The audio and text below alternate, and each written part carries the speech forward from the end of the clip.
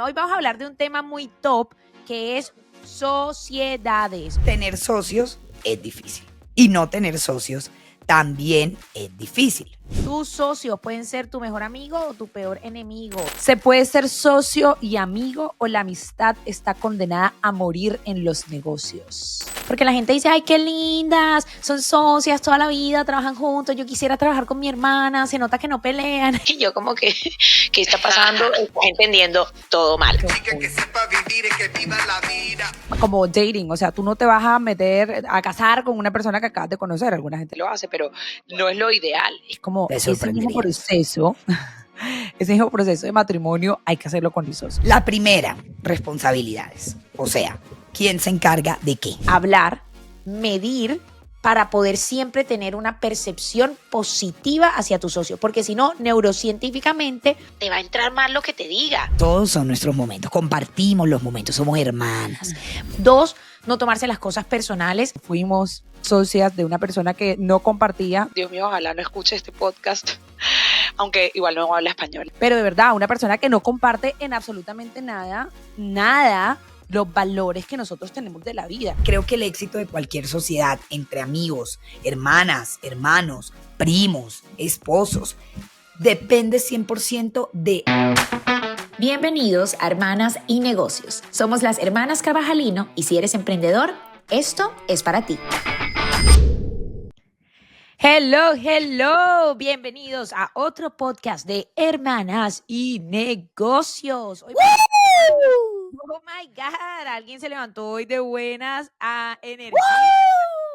Bueno, como que sí, muy bien. Oigan, hoy vamos a hablar de un tema muy top que es sociedades, ¿ok? Tus socios pueden ser tu mejor amigo o tu peor enemigo, tu mejor catalizador o lo que te detenga para el crecimiento. Así que si usted Inhibidor, tiene se un dice. socio, sí, se me olvidó. Perdón. Es decir, que si usted tiene un socio y está en una situación, este episodio es para usted. O si usted está empezando a pensar, necesito buscarme un socio porque es momento de crecer, pues entonces tenga en cuenta este episodio antes de tomar esa decisión.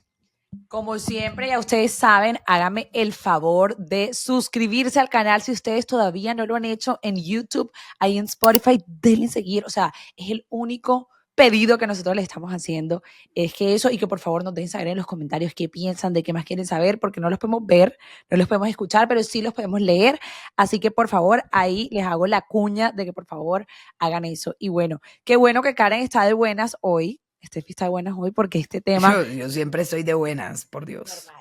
Sí, no, últimamente Karen tiene a veces unos temas, pero bueno, sobre no todo vamos porque no vamos a hablar de eso chica que hoy. sepa vivir y que viva la vida. Estoy preparándome para el concierto de Shakira. Karen no O hace sea sino que estoy escuchar súper de Shakira, buenas. y no hace sino escuchar Shakira todo el día. O sea, está Totalmente. preparándose literal para el concierto. Pero bueno, también hablaremos de Shakira más adelante en este podcast. Por ahora, quiero que hablemos de socios. Y quiero que empecemos con una pregunta muy sencilla. Y de pronto nosotras vamos a estar un poco biased porque somos socias de toda la vida, literalmente hablando de toda la vida.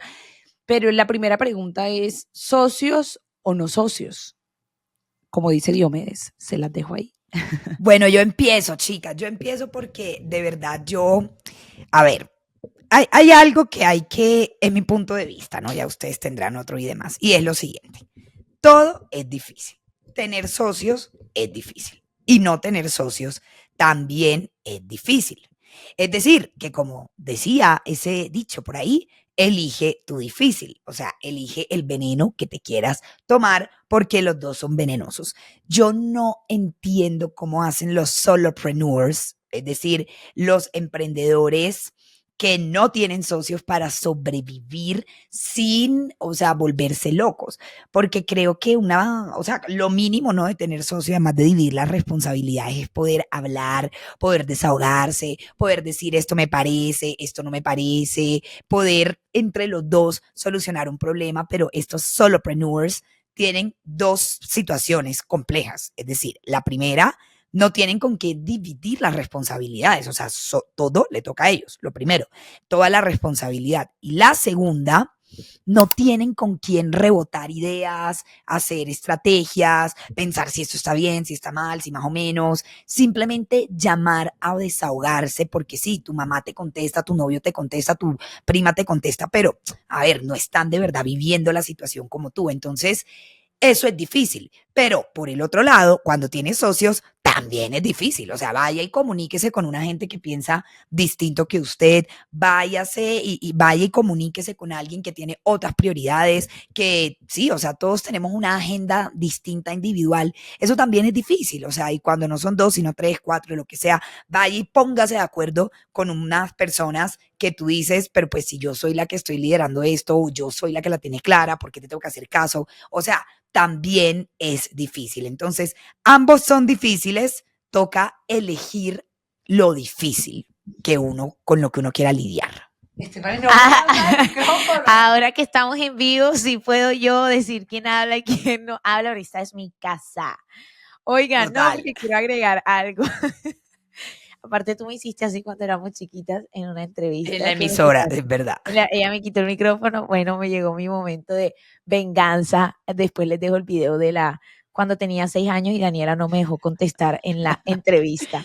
Pero no, quería agregar algo muy importante porque lo que dice Karen es verdad. O sea, escoge tu veneno o escoge tu difícil.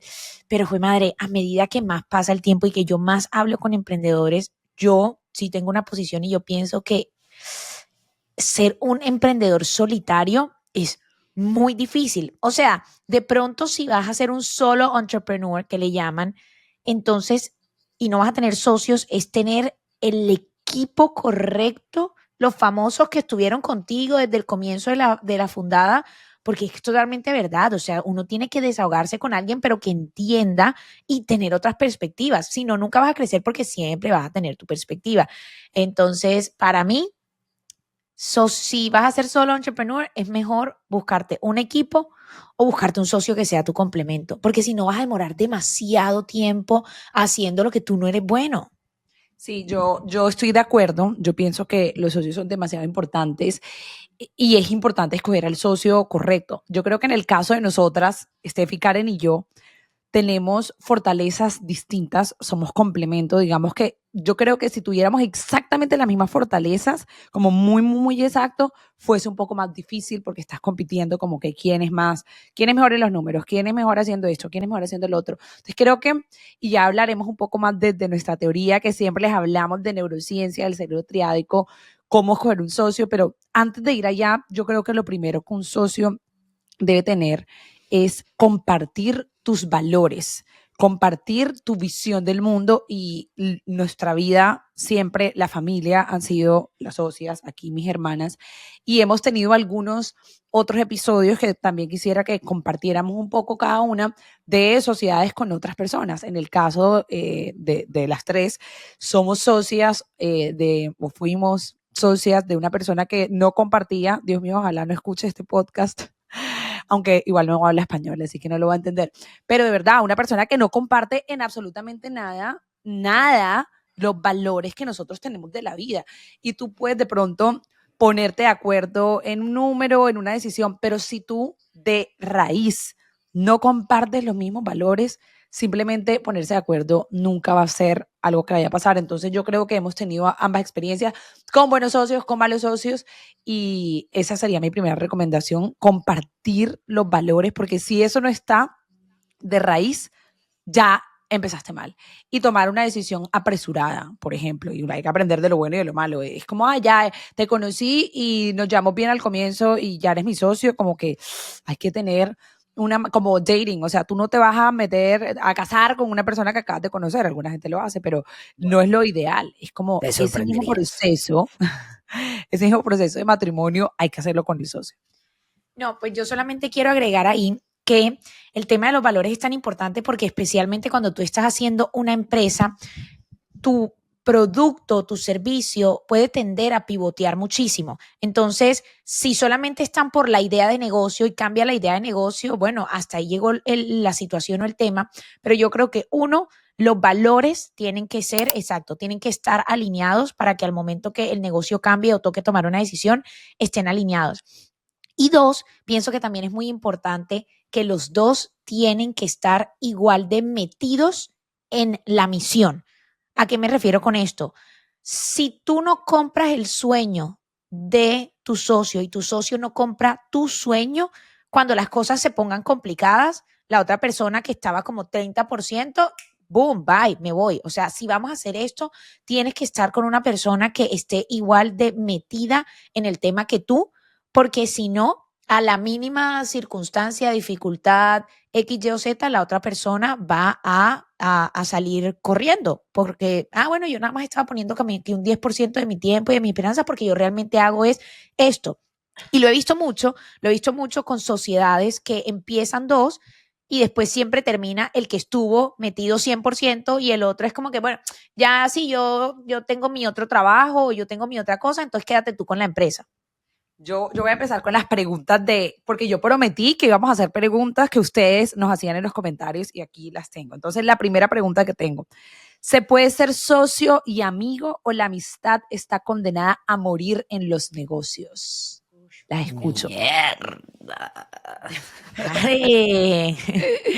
Vas tú. Bueno, yo creo que uno puede ser las dos cosas y creo que si la amistad perdura o no va a depender del nivel de profesionalismo con el que se esté manejando la relación societaria, es decir, si hay unas reglas básicas, si hay unas responsabilidades establecidas, si hay una forma establecida de cómo solucionar cuando no hay acuerdos, si hay una manera, o sea, si la gente no se está pisando las mangueras, si hay respeto, pero sobre todo si está todo muy claro. O sea, yo creo que cuando hay claridad en el ambiente, tú sabes qué sí hacer, qué no hacer, y el día que definitivamente sepas que no quieres seguir haciendo eso, pienso que puedes, como ya está todo claro, saber cómo salir o cómo buscar alguna alternativa y hacer que tu amistad perdure. Lo he visto buenos amigos que han sido socios y siguen siendo socios y siguen siendo buenos amigos. Creo que cuando se pone más difícil de pronto es cuando son parejas que son socias, o sea, esposos, novios, no sé qué. Aunque tengo un caso interesante de Gigiola que me contó el otro día del Body Tech, que eran novios cuando empezaron el Body y luego ya no fueron novios, pero siguieron siendo socios hasta el sol de hoy. O sea, creo que también esa figura, el Body Tech, creo que esa figura también puede funcionar. Entonces, yo creo que sí se puede y creo que el éxito de cualquier sociedad entre amigos, hermanas, hermanos, primos, esposos, depende 100% de la claridad con la que se planteen los procedimientos y las responsabilidades. Y la capacidad de diferenciar. Yo creo que nuestro éxito, porque la gente dice, ay, qué lindas, son socias toda la vida, trabajan juntos, yo quisiera trabajar con mi hermana, se nota que no pelean, y yo como que, ¿qué está pasando? Estás entendiendo todo mal. Pero yo creo que el éxito en esta empresa familiar y que también hemos trabajado con muchos emprendedores y conocido muchos emprendedores de empresas familiares que son muy exitosas, y otros que hemos visto que han fallado, pero en nuestro caso, después de 20 años de estar trabajando juntas, wow, eso sonó como un montón. Yo creo que ha sido poder diferenciar entre esto, somos como hermanas en nuestra vida de hermanas, se cerró la puerta y esto somos nosotras como hermanas socias. ¿A qué me refiero con esto? Nosotros podemos pelear a diario, literalmente hablando, por la ropa, por qué haces con mi camisa, qué haces con mi vestido, o uno está rabioso. Pero si yo tengo rabia contigo, eso no se puede transmitir a no te voy a pasar el contacto que necesitamos o el proveedor para poder vender. Y lo que funciona de tal manera funciona igual para atrás. Si de repente estábamos en una junta y tu idea no me gustó porque tú dijiste que hiciéramos tal plan de negocio y bla, bla, bla, o sea, en la empresa no me gustó, entonces yo no puedo transmitir eso a la relación de hermanas de es que no te hablo porque no me gustó lo que dijiste en la reunión de la empresa. Entonces creo que es muy, muy clave, como dice Karen, dejar las cosas claras, como dice el dicho, cuentas claras, chocolate espeso. Y dos, aprender a diferenciar y no permitir que una cosa se traspase a la otra. Pero yo les dije que aquí íbamos a ir al detalle y listo, hay que dejar las cosas claras, pero ¿qué hay que dejar claro? ¿Cuáles son esas 5 cosas, 2, 3 cosas que hay que dejar claro y que usted dice en una relación de socios, estas son sí o sí o sí, y de pronto hay que dejarlas claras en un contrato, pero de pronto no es un contrato, sino que hay que decirlo? Quiero entender eso de ustedes. La primera, responsabilidades. O sea, ¿quién se encarga de qué? Usted se encarga de la administración, de pagar la nómina, usted se encarga de vender, usted se encarga de lo que sea. O sea, lo primero y más importante, las responsabilidades. Ahí yo creo que nosotras tenemos una política clara y es, esta es mi área y esta es tu área. Podemos discutir y dar ideas, pero al fin y al cabo, la encargada de esa área decide.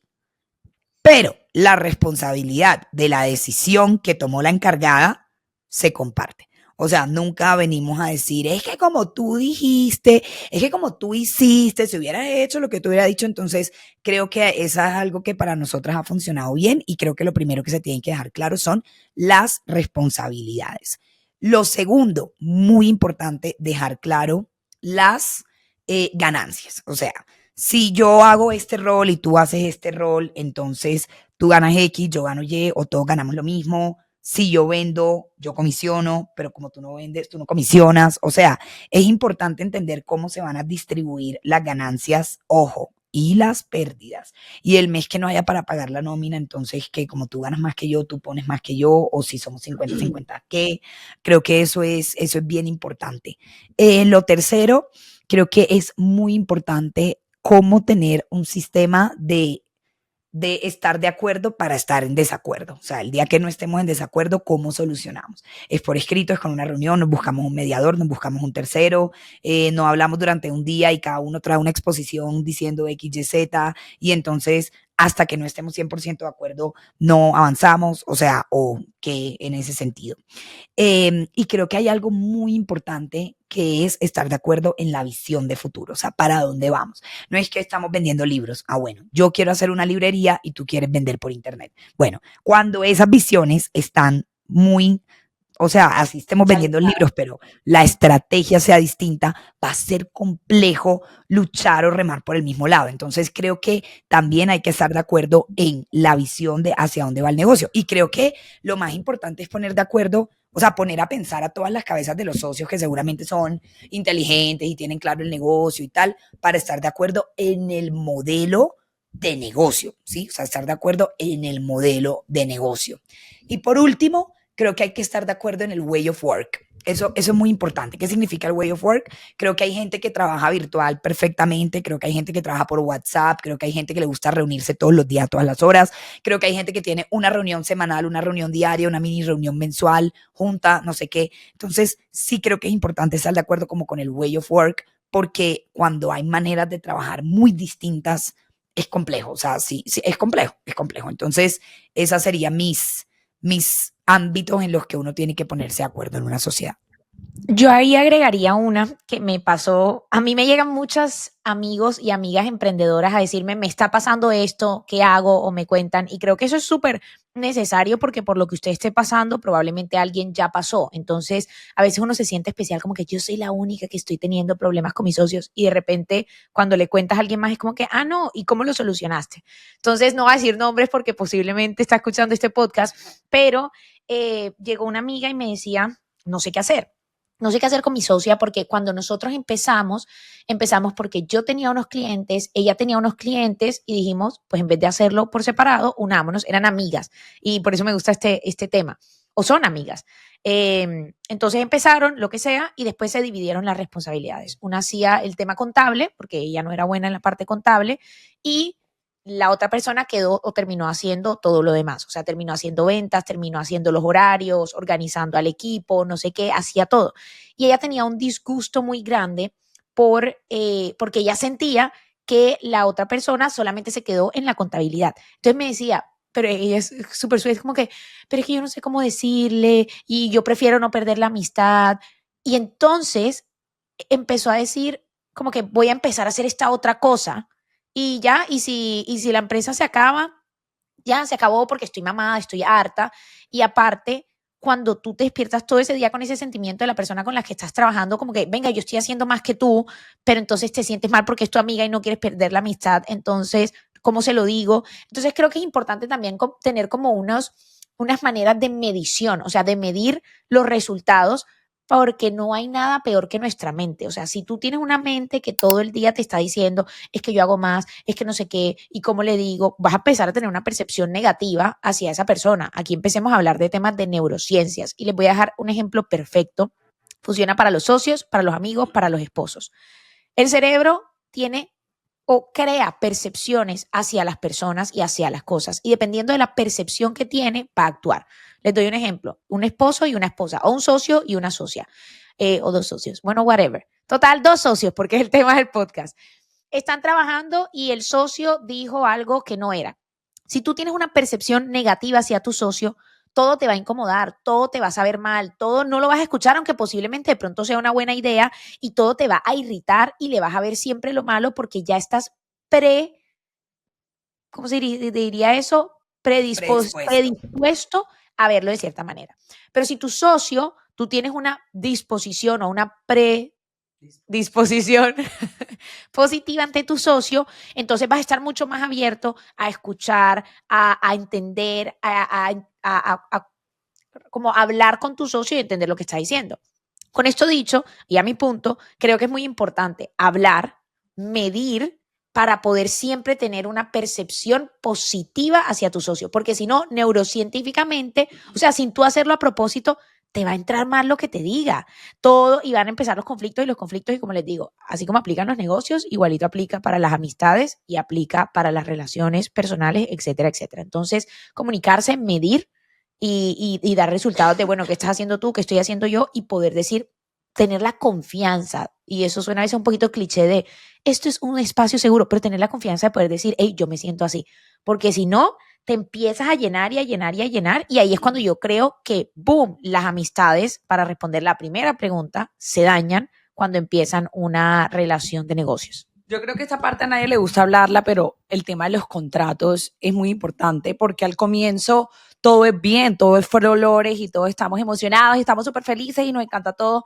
pero luego cuando llega el momento de una resolución de un conflicto o simplemente de tomar unas decisiones y no están las cosas claras en los contratos, las cosas se empiezan a poner un poco no tan chéveres. Si yo tuviera que corregir algún error de los que cometí anteriormente, no precisamente con mis hermanas, pero como les digo, las otras situaciones también le enseñan a uno mucho, es que uno mira el contrato y estás en la emoción y quieres hacer negocio y simplemente lees el contrato en un minuto y dices, ah, bueno, está bien. Yo creo que no es porque tú quieras perjudicar a la otra persona o a veces a uno le da vergüenza como que, ¿cómo vamos a poner esto en el contrato?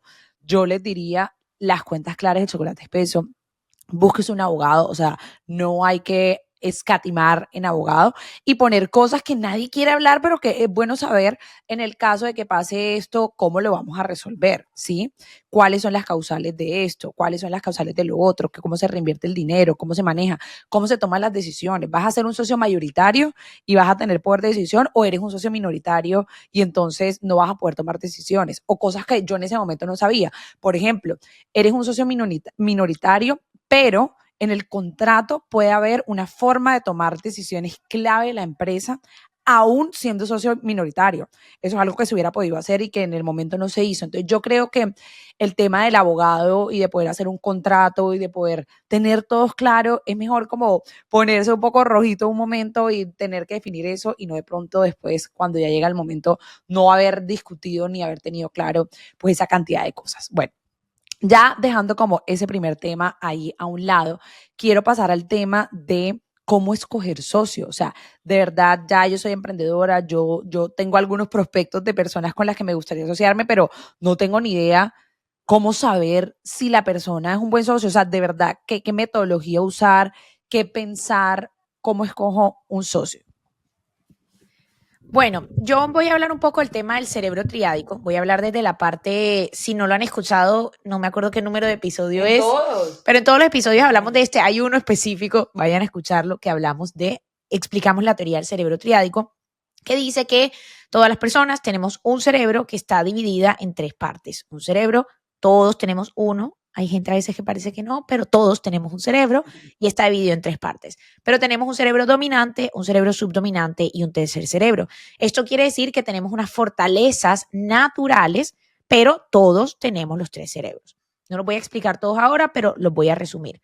Cerebro derecho, creatividad, emoción, que muchos hemos escuchado. Cerebro izquierdo, lógica, racional. Y el cerebro central, que por lo general no se habla de pero fue la primera parte del cerebro de los humanos y de los animales que se desarrolló, que es donde está el sentido de supervivencia, la toma de decisiones y la acción. ¿Ok? Si necesita escuchar esto otra vez, echa un poquito para atrás y lo vuelve y lo escucha. Entonces, ¿qué pasa? Todas las personas tienen un cerebro diferente. Karen es cerebro central, o sea, su cerebro predominante es el cerebro central, es decir, operación, toma de decisiones, acción, riesgo, costo-beneficio.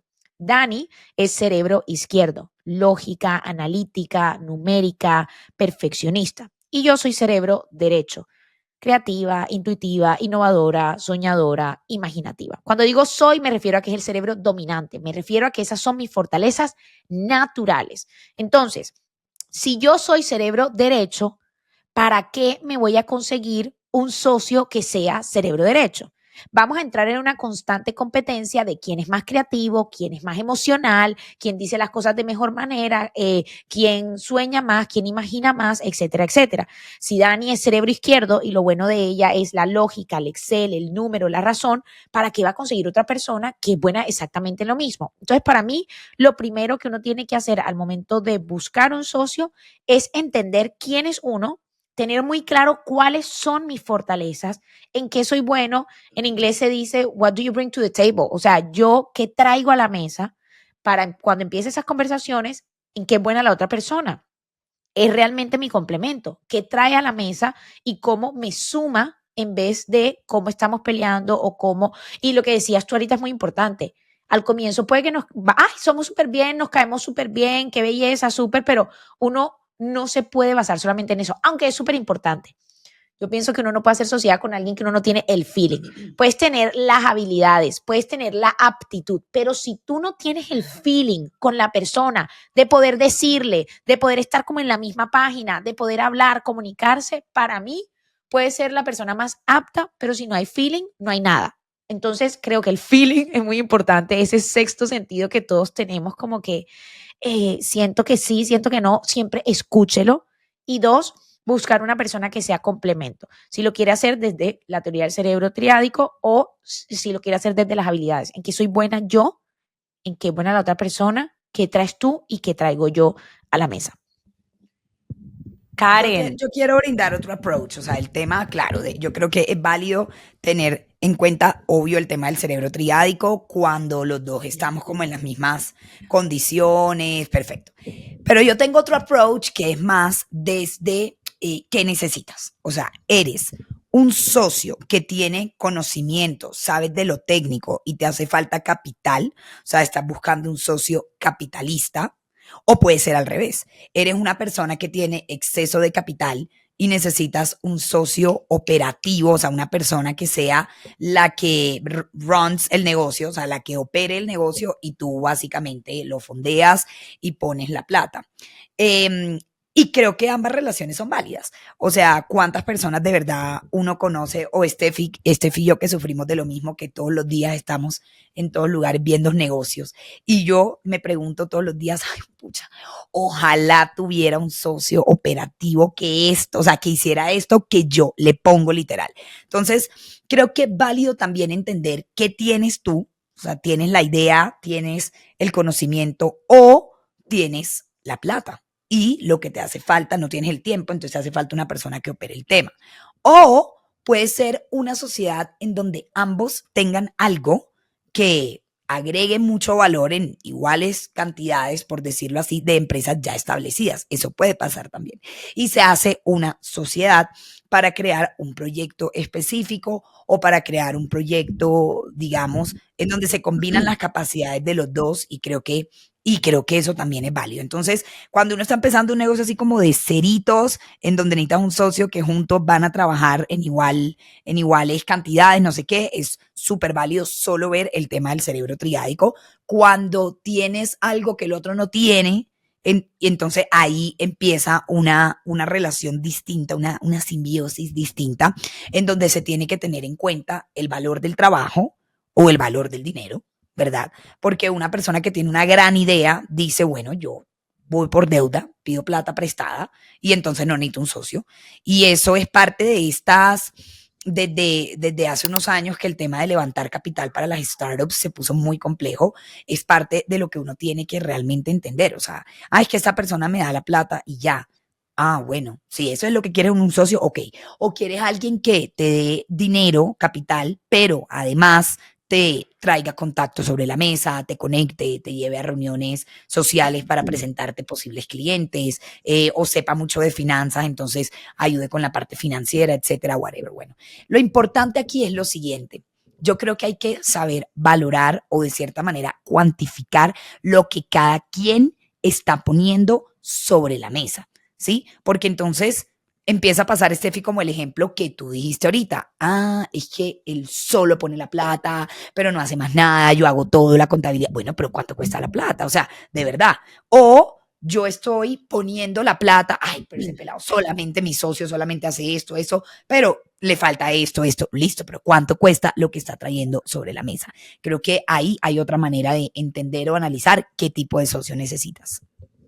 Bueno, y yo creo que realmente este es un tema que nunca va a haber como un blanco o negro, porque hay casos exitosos de ambos tipos, pero yo creo que uno sí puede tomar la decisión de qué es lo que quiere. En mi caso, yo de verdad digo, yo socias, o sea, sí o sí, porque yo no me hubiera imaginado hacer bis sola, o sea, Dios mío, qué locura.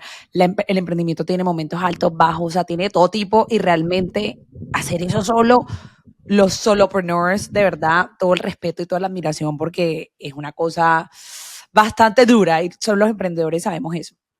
Ahora bien, hermanas, ya hablamos mucho de amigos, pero ahora hablemos un poco de la realidad de emprender con familia, con hermanos, con los papás, con los primos, con los tíos, etcétera. ¿Cuál creen ustedes que es la mejor recomendación que le pueden dar a una persona que emprende con su familia?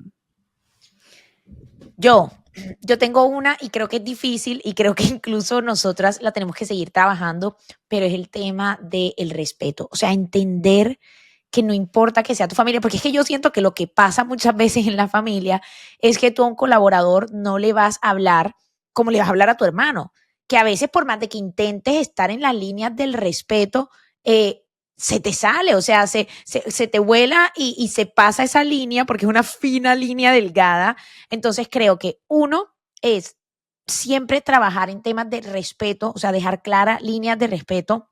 Dos, no tomarse las cosas personales ni decir las cosas personales. O sea, no es a ti porque eres mi hermano y entonces te dije X, Y o Z. O sea, el tema de la comunicación yo creo que es lo más importante. Respeto, no tomarse las cosas personal, también no ser un resentido, no sé cómo se diría eso, como que eternamente vas a coger rabia por algo, sino aprender a dejar pasar también, pero hasta cierto punto. Entonces creo que la comunicación y el respeto es clave para todas las empresas familiares. Y ojo, y yo creo que nosotros, en nuestro caso, eso nunca se ha visto, pero yo sí lo he visto mucho en muchas empresas familiares, el tema de que la jerarquía se da por la edad. Como que, Karen es la mayor, entonces hay que hacerle caso a Karen porque es la mayor. O esto lo he visto también en empresas familiares que están pasando a segunda generación, el tema del género. Entonces, como tú eres el hombre, entonces toda la responsabilidad va al hombre y la mujer, o sea, la niña, la hija, que juega como de cartón. Lo he visto, lo he vivido, se me quiere salir el corazón y digo, Stephanie, ese no es tu problema, no es tu problema, no te metas, no es tu problema, cada quien resuelve sus empresas familiares como quiera, pero he visto el tema de jerarquías mucho de yo soy mayor, entonces tengo más responsabilidad solo por el hecho de ser mayor y no por mis habilidades. Dos, cuando están pasando a una siguiente generación, que están pasando de los papás a los hijos. He visto mucho el tema de los géneros, vuelve y juega, es porque tú eres hombre y tú eres mujer, no por aptitudes y habilidades. Entonces creo que eso también es muy importante, definir desde un comienzo los roles basados en las capacidades y los conocimientos. Esa pregunta es tan relevante, chicas, porque al menos en un país como Colombia, muchas de las empresas del tejido empresarial son empresas familiares. O sea, esta es una realidad de muchas personas que emprenden en familia.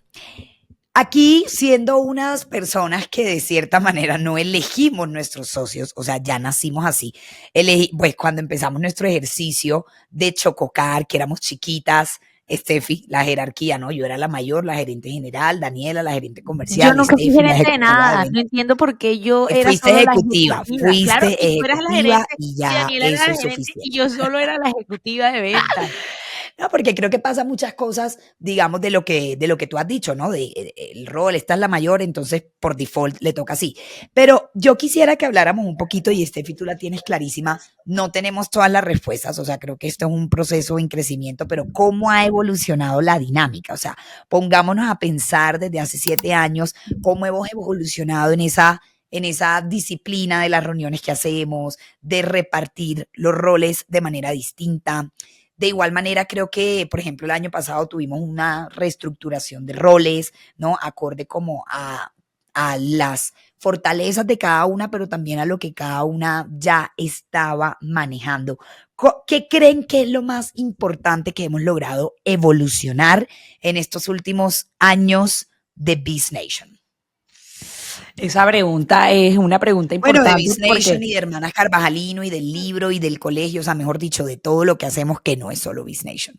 yo creo que antes de 7 años, o sea, al principio, back in the day, todas hacíamos todo y todas éramos gerentes de todo y todo el mundo es CEO y todo el mundo hace todo. Y creo que eso tiende a pasar un montón como al comienzo. Después ya cada una tenía sus áreas dentro de la empresa y luego era como no, entonces cada una va a liderar una línea de negocio distinta y crecer y yo creo que si uno tiene socios, uno va a necesitar repartir la misma torta entre más personas, o sea que uno tiene que crecer lo que tiene, o sea, no se puede quedar solo en lo que tiene y empezamos a pensar de esa manera, creciendo no solamente la empresa, sino, o sea, as a whole, todas las líneas de negocio y poder liderar y poder lanzarse a decir, bueno, yo me voy a Estados Unidos y vamos a abrir un nuevo mercado y vamos a crecer esto que se tiene. Yo creo que ha sido un avance muy grande. Ha sido un avance también decir, yo no soy buena en esto, pero yo lo voy a hacer. Y hay que hacer, y un emprendedor tiene que hacer de todo. Entonces, yo creo que sí hay que liderar basado en las fortalezas, pero yo creo que también cuando uno se incomoda y hace cosas que no es lo que a ti te parecía lo más chévere para hacer, pero el negocio lo necesita y salir de la zona de confort le permite a uno conocer habilidades que cree que de pronto no tenía o que no sabía o que no era muy buena. Y yo creo que en la estrategia, sacar el tiempo para ser gerente de verdad, un CEO tiene la habilidad de crecer una empresa, punto. Pero uno puede operar en piloto automático resolviendo todos los problemas que hay en el día a día y ahí te quedas. Y por el resto de la vida vas a ser una empresa de ese tamaño. O decides sacar tiempo para pensar, para ser estratégico, para decir qué pequeños movimientos puedo hacer para que la empresa pase punto A a punto B. También educarse en ser CEO. O sea, nosotros aprendimos de manera empírica todo lo que sabemos. Sin embargo, obviamente, y la universidad te enseña una que otra cosa, pero yo creo que entre tú mejor CEO seas, tu empresa va a seguir adelante. Entonces, esto va desde leer, hacer cursos, hablar, que yo creo que es de donde más aprendo, hablar con otras personas que ya lo han hecho y ya han estado ahí, y yo creo que eso nos ha hecho ser mejores gerentes. Creo que tenemos un camino aún por recorrer en crecer, pero creo que en la medida en la que avanza el tiempo, hemos pasado de ser el emprendedor orquesta que todo lo hace al emprendedor que verdaderamente es un CEO y toma decisiones estratégicas. Yo creo que, o sea, estoy totalmente de acuerdo en el tema de gerencial y eso, y tengo otro punto ahora y también una pregunta, me da risa como que ahora las preguntas y eso. Este podcast, algo muy bueno que tiene, dentro de lo que hemos visto y hemos escuchado de sus comentarios, por eso si no se han suscrito, por favor, subscribe aquí a nuestro podcast. Por favor, súper importante, déjenos los comentarios que genuinamente sí los leemos y sí los tenemos en cuenta para crear los próximos episodios. Y algo que hemos visto es que nos escuchan diferentes tipos de emprendedores. O sea, nos escucha el solo emprendedor, pero nos escucha el emprendedor que ya tiene 100 empleados, pero nos escucha el que quiere empezar a emprender. Entonces, creo que estos son temas que le sirven a todos. Y hablando de los socios, se me vino a la mente otra amiga que tiene una empresa muy buena y muy grande y ha crecido muchísimo, que en pandemia tuvo muchos problemas, como muchas empresas. A muchas le fue muy bien, a otras le fue muy mal. Y resulta que cuando a medida que tú vas creciendo tu empresa, tú empiezas a formalizarte y empiezas a crear, que yo creo que en nuestro caso nos ha faltado ahí un poco más de trabajo, empiezas a crear una junta de asesores o una junta de directivos, ¿ok? Cuando empiezas a buscar cómo las personas te invierten y empiezas a recibir inversión, estas personas empiezan a poner personas en tu junta directiva para tomar decisiones, ¿verdad? Entonces empiezas a tener nuevos socios porque no tenías el capital para crecer, como dijo Karen ahorita, y empiezas a tener esta junta directiva. Yo creo que es muy importante, si tú no tienes socios o si tienes un socio, creo que es muy importante, uno, si estás creciendo o si eres grande, tener una junta de asesores. ¿Por qué? Porque creo que el mayor problema de cuando uno solamente son dos socios, te quedas con una perspectiva limitada. También los socios yo creo que a veces funcionan como cuando el papá le dice al hijo, esto es lo que tienes que hacer, y uno es como que no. Pero entonces viene un asesor y te dice exactamente lo mismo, pero como te lo dijo el asesor, wow, ahora todo tiene sentido, esto es lo que tenemos que hacer. Y uno como que llevo 20 años diciendo esto. Ayer incluso estaba con un amigo cenando y me decía, yo quiero hacer esta estrategia, pero mis socios no lo ven, no lo entienden. Entonces yo lo voy a hacer y si no lo aprueban, lo voy a hacer de mi plata y cuando a la estrategia le vaya bien, entonces me la van a tener que repagar, pero todos los clientes que entren por esta estrategia van a ser míos y entonces me van a tener que dar esa ganancia extra porque es que ellos no lo creen y se lo llevo diciendo ya 2 años y yo sé que aquí está la solución. Entonces ahí también hay otro tema de cuando son socios números impares. Y creo que aquí he hablado varios temas, pero es que son varios temas que se me han venido a la mente y quiero escuchar su perspectiva. 1, el tema de junta de asesores. 2, el tema de junta directiva, o sea, cuando no depende de ti y depende de una gente que no es parte de tu negocio. Es el ejemplo de mi amiga, que sé que las dos estamos, o las tres estamos claras en el mismo ejemplo de que ella dijo, voy a empezar a vender esto, y la junta le dijo, no. Y ella dijo, lo voy a vender, y fue lo mejor que le pudo pasar a la empresa. Ayer mi amigo, mismo caso, hey, llevo 2 años diciéndole, hagamos esto, y dicen, no, no, no. ¿En qué momento uno dice, pues entonces lo hago yo? Y lo hago con mi plata y se los demuestro, o entonces en ese momento es el que me salgo de la empresa, o ¿cómo funciona eso ahí? El tema es así, chicas. Aquí es donde yo pienso que los protocolos son absolutamente fundamentales. Pero Daniela tiene razón en algo. Al momento de estar haciendo esos protocolos, bueno, pon cualquier cosa, bueno, lo que se te venga a la mente. No. O sea, de verdad hay que atacar las preguntas difíciles. En ese primer momento es mejor ponerse rojo un rato que coloradito el resto de la vida cuando llegue el momento de responder este tipo de preguntas. Yo soy fan de la manera como nosotros lo tenemos como contemplado hoy día, de esta forma, siendo que nosotros todavía, como lo dice Steffi, nos falta como escalar un escalón más en lo que tiene que ver con una junta, una estructura, de pronto un órgano de gobierno corporativo quizá más estructurado y más elaborado. Y creo que por eso se inventaron y por eso existen todo este montón de estudios alrededor de los temas de gobierno corporativo. Vean, yo que estoy en esta junta, en este grupo de mujeres en juntas directivas del CESA, he tenido la oportunidad de conocer unos casos muy interesantes de empresas familiares gigantes. Es que uno no se imagina que las empresas familiares lleguen a crecer un montón. O sea, salgámonos un momentico de la empresa familiar, pequeña, mediana empresa, contexto colombiano. O sea, entendamos que Bimbo es una empresa familiar. Entendamos que estas empresas del tamaño del universo, Juliao es una empresa familiar. Entendamos que Belleza Express, Vivien, es una empresa familiar. O sea, entendamos que son empresas gigantes, son empresas familiares. Por ejemplo, me decía mi amiga que trabaja en una de estas empresas familiares grandísimas, es que mira, aquí hay una regla que tenemos.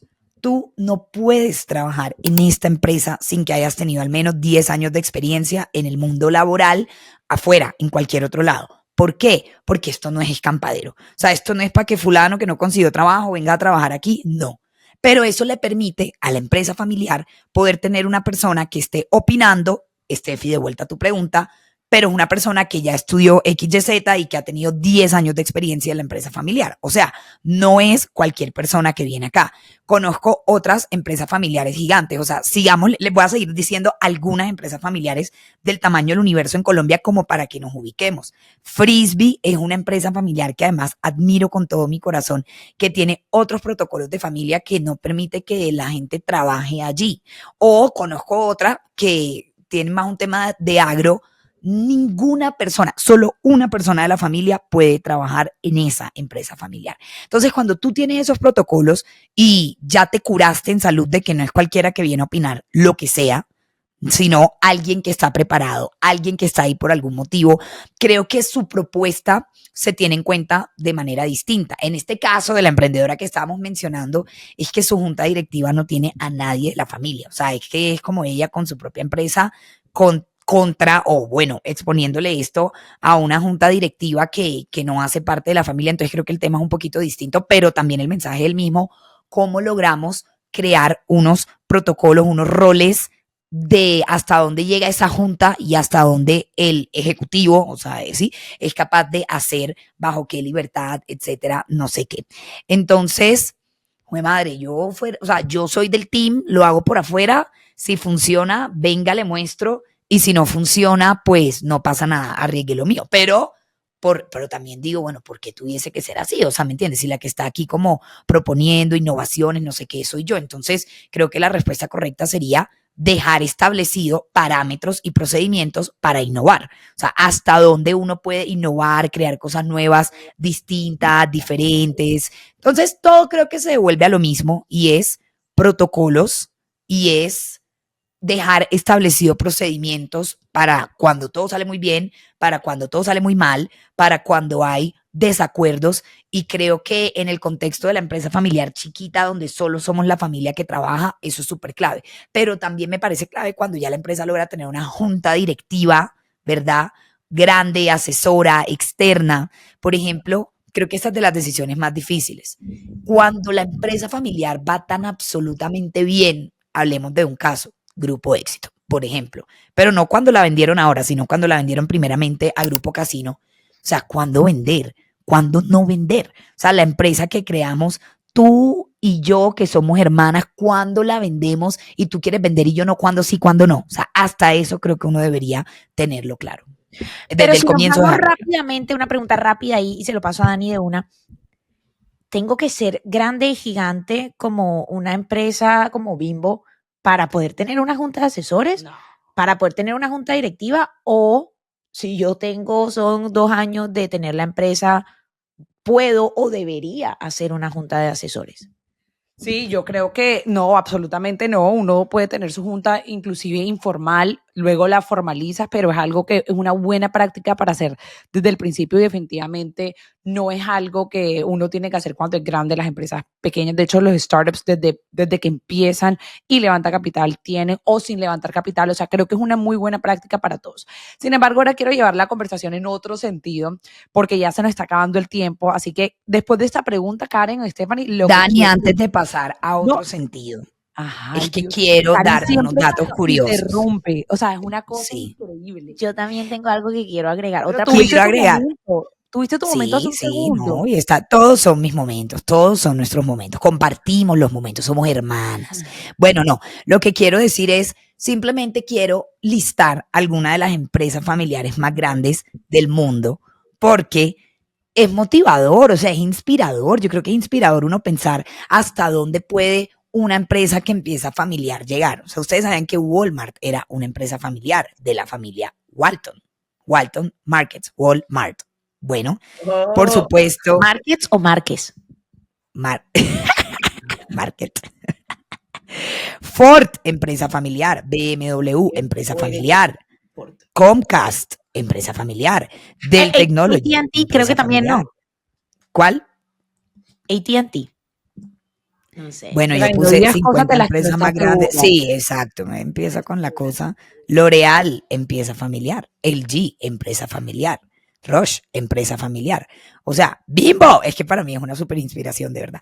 Inclusive aquí en Colombia vemos otras empresas familiares, como las que les mencioné ahorita, que son de verdad espectaculares. Arrotiana, empresa familiar. Fanalca, empresa familiar. Colombina, empresa familiar. O sea, en realidad hay un montón de empresas familiares que han logrado trascender porque han tenido buena comunicación entre sus socios, unos buenos protocolos de familia, etcétera. Simplemente pienso que si ellos lo lograron, todos aquellos que estamos, ¿verdad?, en empresas familiares, podemos tener un modelo de inspiración hacia trabajar con nuestras familias. Qué lindo, qué bonito, pero además tener un éxito súper grande en el mundo corporativo. Así es. Bueno, entonces ahora sí, yendo a la última pregunta, y aprovechan en su intervención para decir cualquier cosa que quieran decir en esa intervención. Y esta última pregunta es que aquí todos son flores y todo es bonito y todo es espectacular, pero ¿cómo usted le da feedback a un socio? Porque es fácil darle feedback a tu equipo, a toda la gente, tenemos 100 personas, sobre todo cuando ese socio no le gusta recibir feedback y no quiere recibir feedback. ¿Cómo le da uno feedback a un socio? Ahí se las dejo. Yo creo que hay muchas metodologías y no me voy a meter en las metodologías de cómo dar feedback, pero esto creo que incluso lo hablamos en un episodio pasado. Yo diría que es que vuelvo al tema del respeto y de no tomarse las cosas personales. O sea, hay una ¿Qué pasa cosa. si el socio no, como Karen, que no le gusta recibir feedback? Sí, pero Karen abiertamente no le gusta, pero lo escucha. O sea, es más, Karen y yo tuvimos una situación recientemente que ahora estamos obsesionados. Es más, ese debería ser el próximo capítulo de los OKRs. Que vivan los OKRs, que vivan los KPIs, que viva la medición. Oigan, yo nunca he sido de OKR, de medición, de Excel, pero porque me había programado que eso no era lo mío, que eso lo hacía Daniela y que eso no era lo mío, hasta que tú empiezas a hacer business development a nuevos países y te toca ponerte otra vez a hacer todo. Y decidí aprenderlo porque nuestro cerebro tiene la capacidad de aprender todo. Entonces, así como dices que de pronto a un socio no le gusta recibir feedback, tiene la capacidad de aprender a recibir feedback, como tienes la capacidad de aprender a hacer OKRs. Y yo creo que es la manera, o sea, es la manera de cómo uno dice las cosas. Yo me acuerdo que Karen y yo tenemos una muy buena comunicación, o sea, como que siempre nos comunicamos muy bien, pero tuvimos conflictos, porque Karen estaba como yo en mi vida pasada, que no estaba amando los OKRs. Entonces es como si tú ya sabes que la persona tiene una dificultad con lo que sea que va a pasar, no sé, no es como, ay, me raspé y me voy a echar limón en la herida y cómo lo hago mal y cómo te muestro que lo estás haciendo mal y mal y mal y mal, sino cómo yo te muestro, mira, y también lo de los cerebros es muy importante. Karen es cerebro central, es decir, costo-beneficio. Si yo no veo el beneficio de los OKRs, me va a parecer muy costoso el aprender de los OKRs. Pero si yo entiendo, venga, este es el beneficio, esto es lo que me va a aumentar en ventas, esto es lo que me va a aumentar en la organización, esto es lo que me va a ahorrar, si lo entiendo, entonces voy a, en contra de mí, lo que normalmente no es fácil para mí, voy a abrir la mente para hacerlo y Karen dirá, estaría yo hablando aquí, esa fue mi percepción, pero tú dirás si de pronto funcionó así en ese momento. Yo decía, ¿cómo le vendo la idea a Karen de que venga, sí, está bien, los OKRs, esto lo has hecho toda la vida bien, mejor dicho, la seller número 1, la más top, increíble, lo que sea, pero, güey, madre, si le metemos esto, ya no sería la número 1, sino que sería la número, lo que vaya arriba de 1, que no sé qué es, si me hago entender, pero entonces creo que es la manera, creo que el feedback, independiente de las metodologías de cómo dar feedback, también depende de entender a quién se lo estás dando. ¿Cuál es el tipo de cerebro de esa persona? ¿Cómo entiende esa persona? O sea, si de repente a ti, yo te diría diferente, te diría es la organización, los números, las estadísticas, bla, bla, bla. A Karen es al punto, venga, si tú aprendes esta vaina, vamos a tener estos resultados y acompañar y continuar en el proceso. Esa es como mi recomendación. Es mucho, cuando es un socio, tú conoces a tu socio. O sea, tú entiendes cómo le entra la información. ¿Cómo acomodo la información para no dárselo como una orden, para no dárselo como un regaño, para no dárselo como estás haciendo todo esto mal, tienes que hacer esto bien, sino cómo se lo vendo, entendiendo todo el mundo, como los papás, todo el mundo sabe los hijos que tiene, cuando los profesores le vienen a hablar de los hijos, uno sabe lo que tiene, cuando uno tiene un socio, uno sabe lo que tiene. Karen, Yo tengo tu una opinión oportunidad de decir distinta. cualquier otra cosa que quieras decir para cerrar este episodio. Ah, claro, sabían, solamente quiero recargar algunas de las empresas familiares más grandes de Colombia. Ya dije las del mundo, pero es que en Colombia también hay unas Pon las de interesantes Estados para... Unidos, pon las de Estados Unidos, Estados No, ¿por qué? Unidos. de Miami. Ah, bueno, de esta manera ahorita usted la... Como yo vivo en Colombia, Marichis, mantengo Ya viciada. yo paré ahí, Karen. Este podcast. Entonces, por ejemplo, de las empresas más grandes de Colombia, Grupo Aval, que de hecho conocí a Luis Carlos Sarmiento, papá, o sea, el fundador Crack. propiamente, crack, señor, es lo máximo que ha dado Luis esta Carlos, si está viendo este tierra. podcast, lo amamos. No creo que lo esté viendo, no, él no es como de podcast, Ay, hace nena, se otras lo voy a actividades. la audiencia. Pero adivinen qué, su hijo está en las empresas y su nieto también, entonces una empresa familiar. La organización Ardila Lule, que reúne empresas tan grandes como Postobón, RCN Televisión, también empresa familiar. Carvajal, alguien, ¿quién no ha escuchado Carvajal? Es una empresa del tamaño del universo, la fundó Manuel Carvajal en 1904 y hoy día su presidente, que es mi amigo Pedro Felipe Carvajal, todavía sigue siendo parte de la familia. Grupo Gilinski, Daniela, tú y yo lo conocimos, al señor Isaac Gilinski, papá de Jaime Gilinski, que todavía trabaja con su hijo Gabriel Gilinski, empresa familiar que han liderado ese tipo de crecimientos y demás. Ahí me puedo quedar pegada, Alquería, los Char con todo el tema de droguería, supertiendas olímpicas, hasta equipo de fútbol, etcétera. Pero bueno, para no aburrirlas, decirles que en Colombia también hay grandes ejemplos de empresas familiares que han trascendido y que hoy, 100 años después, siguen teniendo a su familia liderando. Bueno, yo tengo de vuelta al feedback. I'd rather not. Te Yo empieza. prefiero Yo tengo un problema. Ahí evitar. puedes empezar. No, yo tengo un problema en recibir feedback, pero evito darlo. O sea, ojo, evito darlo. O sea, evito darlo y todos los días me pregunto, yo digo, o sea, ¿esto realmente le va a agregar valor a Daniela? ¿Va a cambiarle su vida o me va a generar un problema? ¿Me va a generar un problema? Ya, o sea, hasta ahí, está bien. Por ejemplo, yo estoy Steffi. totalmente en desacuerdo de esto. O sea, Daniela, dar feedback Dani, es la mejor bueno, manera de que una persona crezca. estamos de Yo todo lo acuerdo digo en que también. podemos estar desacuerdo. Por ejemplo, yo soy fan de la filosofía de que usted no le dé al que no quiere recibir. Es mi filosofía. O sea, Daniela, el día que tú has venido a decirme, oye, acá, o sea, quiero aprender más de esto, muéstrame cómo, de una, o sea, venta. Pero así como que yo vaya a perturbar mi paz y la tuya, pero sobre todo la mía, por ponerte ejemplo, para yo darte un feedback y esto, no, o sea, yo creo que lo vas a aprender por otro lado. O sea, la No verdad, sabemos cómo hacer que Karen entienda No, que el feedback es importante. bueno, en mi opinión. Ahora, sí, es un tema muy, muy realmente trascendental. Entonces, ahí sí. Pero si son cosas chiquitas, menores, esto. La verdad, yo soy de la filosofía de no, creo que es más contraproducente darlo que no darlo. Aclaremos un momento, yo creo que estamos hablando de dos feedbacks diferentes. O sea, una cosa es el feedback técnico, o sea, hey, esto se hace mejor. Lo que yo estaba hablando ahorita de los OKR, por ejemplo, o sea, yo creo que eso sí es un feedback como relevante.